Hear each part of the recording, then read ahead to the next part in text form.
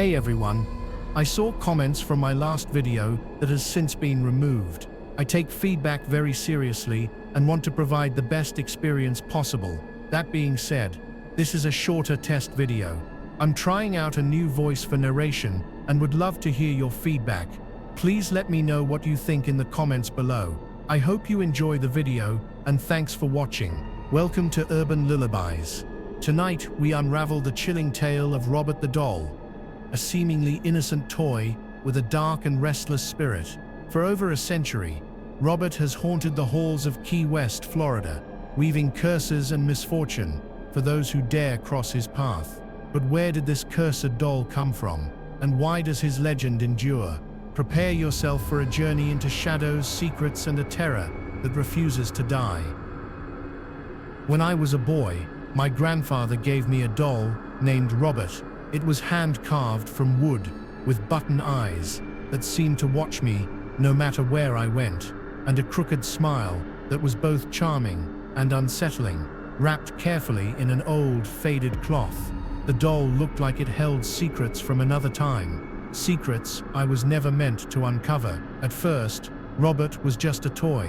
I took him everywhere, tucked in my coat pocket, sitting on my dresser, even to bed on cold nights. But soon, strange things began to happen. In the dead of night, I heard soft whispers, barely audible, like Robert was trying to speak. Sometimes, I would find him moved from where I'd left him, even though no one else in the house ever touched him. The house grew colder. Shadows seemed to stretch and linger longer than they should. Once, I caught Robert's button eyes, shifting in the moonlight, watching me. My heart pounded so hard, I thought it might burst. Was it just my imagination, or was Robert something far more than a simple doll? My friends noticed too.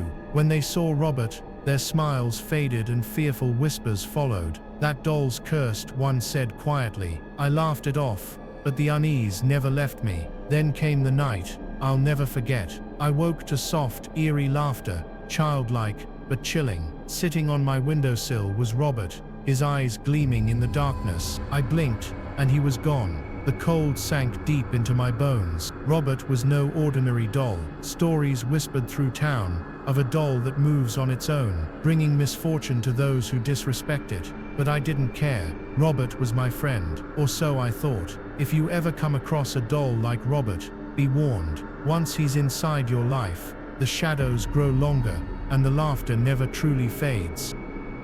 After that terrifying night, I thought I might finally be rid of Robert, but the doll had other plans. It wasn't long before the whispers began again, soft and low, like a secret conversation just beyond my hearing.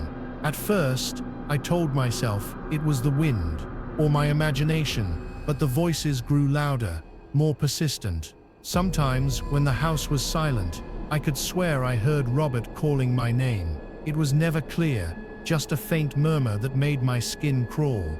I would check my room, half expecting to see him sitting where I left him, but the chair was always empty. One evening, I woke to the sensation of something cold brushing against my cheek. Heart pounding, I turned on the lamp, only to find Robert staring at me with those unnerving button eyes. His smile seemed wider, somehow, more menacing.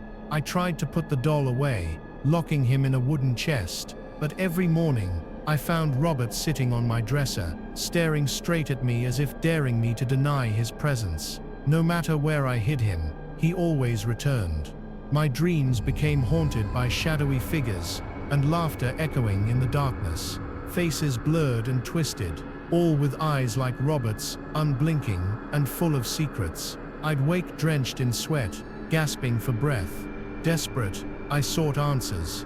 Old town records told a story of a boy named Robert Eugene Otto, who once owned a doll just like mine. They said the boy had an unusual bond with the doll. Some even claimed the doll was possessed by a restless spirit. The more I learned, the clearer it became. Robert wasn't just a toy. He was something else entirely. Something that belonged neither to the past nor the present. And now, he was mine.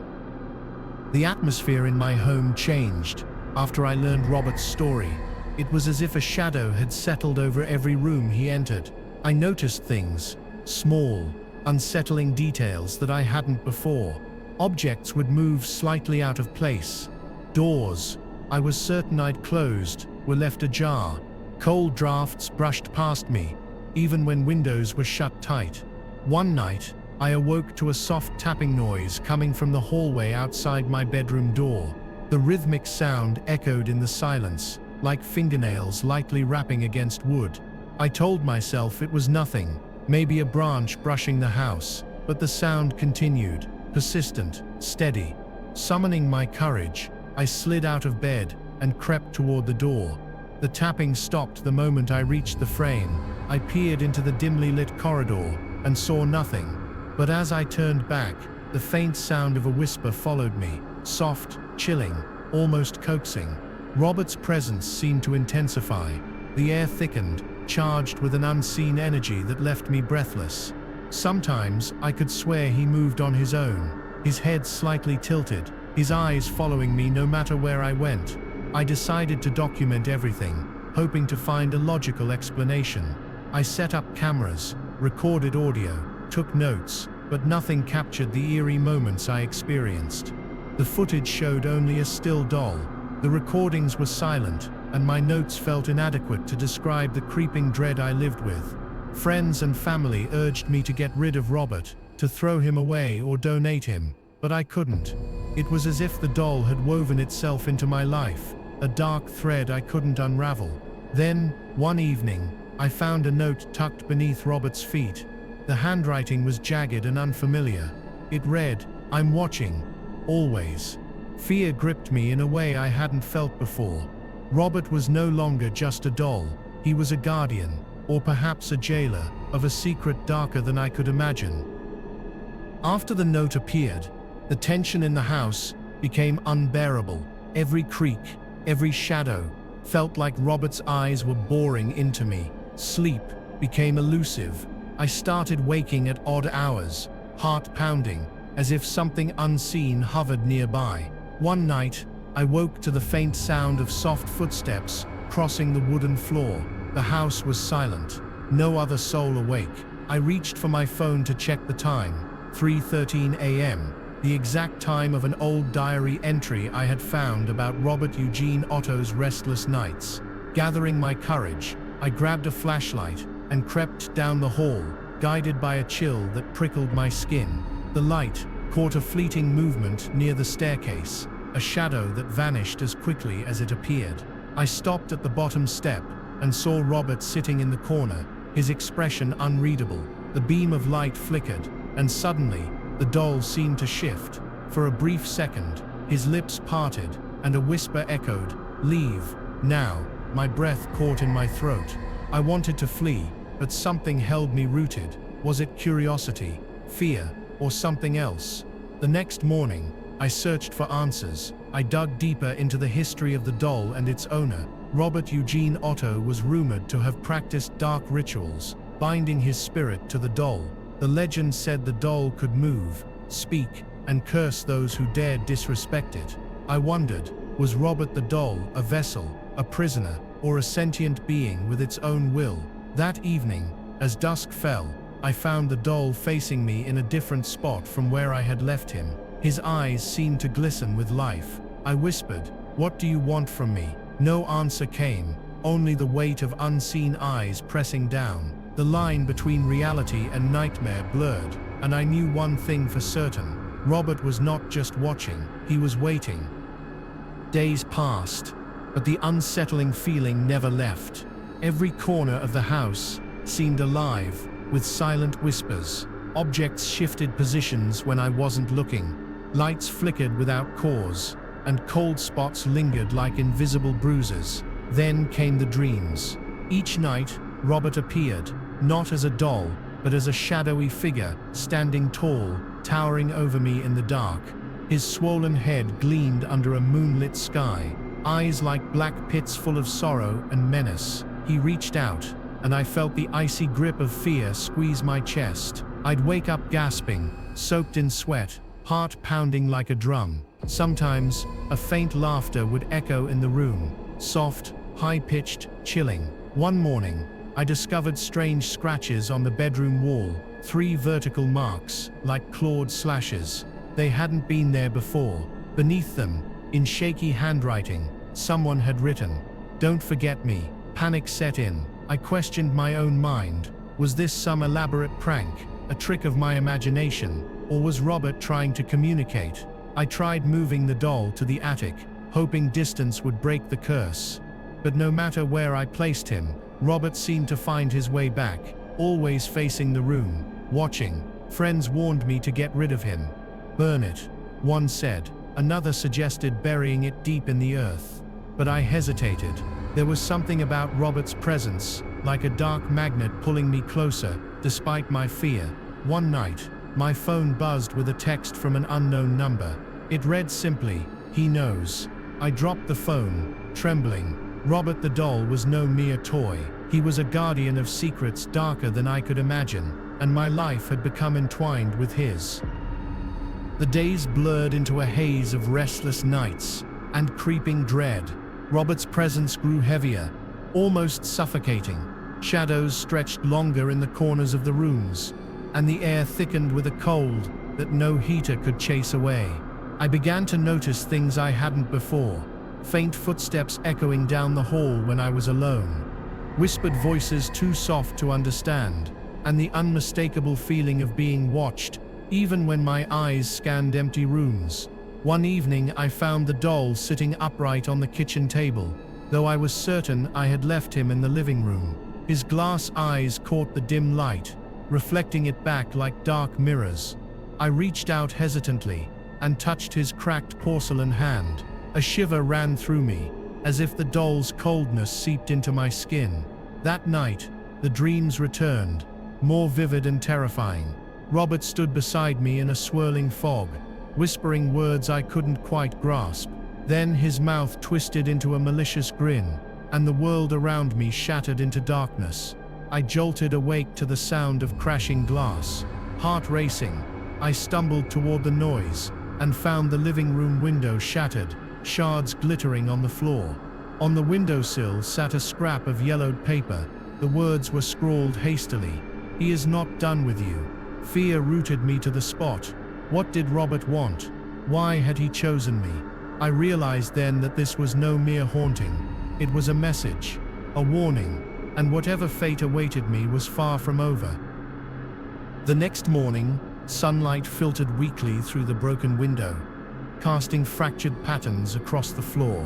The air still held the chill of last night's chaos, and I could feel the weight of Robert's gaze upon me, even though he sat motionless in his usual place. I picked up the yellowed note carefully, running my fingers over the jagged edges. The handwriting was crude, hurried, almost childlike, but the message was chilling. "He is not done with you." Questions swirled in my mind. Who had left this note? Was it a warning from someone who knew Robert's dark history, or was it some twisted game, part of the doll's malevolent power? I needed answers. That day, I dug into the old newspaper archives, searching for anything related to Robert or his previous owners. The stories I uncovered were strange and disturbing. Reports of unexplained accidents, strange illnesses, and even a few disappearances tied to the doll's presence. One article stood out, a faded clipping about a young boy named Robert Eugene Otto, the doll's original owner, who was said to have dabbled in the occult. Locals whispered that the boy had trapped a spirit inside the doll, a spirit that refused to rest. The deeper I dug, the more I realized the truth was darker than legend. That night, as the house settled into silence, I heard it, a soft whisper curling through the darkness, barely audible, but unmistakably real. Beware, a warning from Robert himself, or from the force that controlled him. The line between nightmare and reality was blurring, and I was trapped in the middle. The whisper lingered in the stillness, curling around my mind like a sinister melody. Sleep was no longer a refuge, but a battleground, where shadows twisted into shapes, and Robert's eyes glowed in the darkness. Days passed, each one heavier than the last. Objects shifted places when I wasn't looking. Lights flickered, and the faint sound of childish laughter echoed through the empty rooms at odd hours. I caught glimpses of movement from the corner of my eye, a fleeting silhouette disappearing just as I turned. My friends stopped calling. They didn't understand the fear, or maybe they thought I was losing my mind. But I knew better. Robert was alive. In his own way, he was watching, waiting. One evening, as a storm raged outside, I found the doll in the hallway, standing upright, his head tilted slightly as if curious. I reached down to pick him up, and the room went cold. A voice spoke in my mind, low and harsh.